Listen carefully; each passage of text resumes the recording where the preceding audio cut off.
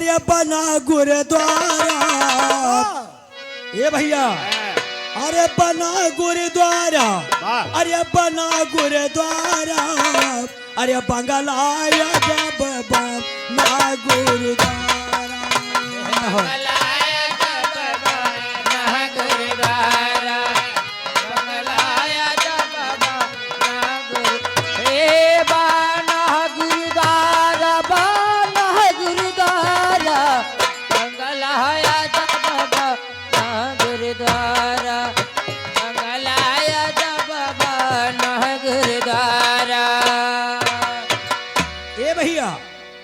बंगला या जब बना गुरुद्वारा।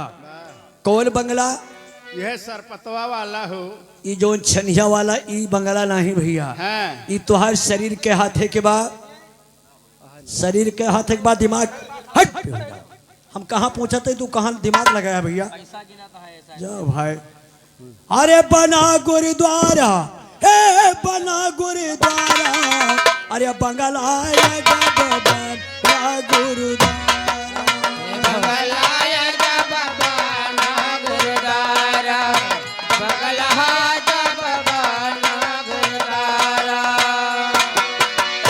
भैया अरे कवन बरन के ईट लगल बा, कवन बरन के ये आत्मा रूपी बंगला में देखिए बाबूजी कहना बा, कवन बरन के ईट लगल बा, कवन बरन के अरे कवन बरन के कल्ली बसुली, अरे कवन बनावन हारा बंगलाया जब बना गुरुद्वारा। बंगलाया जब बना गुरुद्वारा, बंगलाया जब ओ बना गुरुद्वारा, बना गुरुद्वारा, बंगलाया जब बना गुरुद्वारा, बंगलाया जब बना गुरुद्वारा।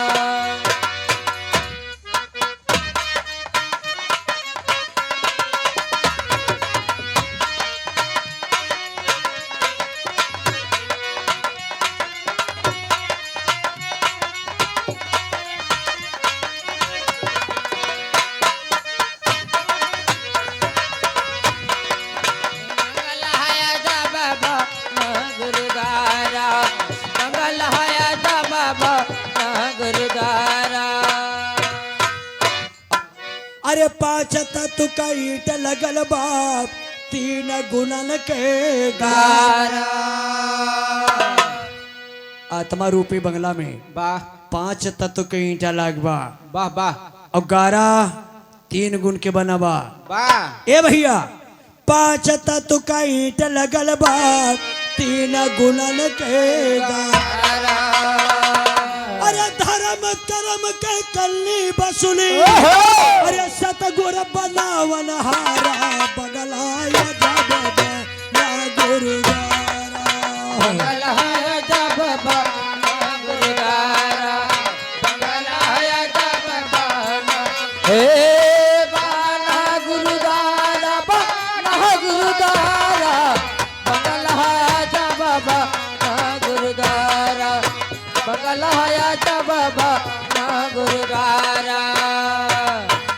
अरे भैया अरे तबला बाजे सरंगी बाजे, बाजे झनन सितारा। हे तबला बाजे सरंगी बाजे, बाजे झनन सितारा।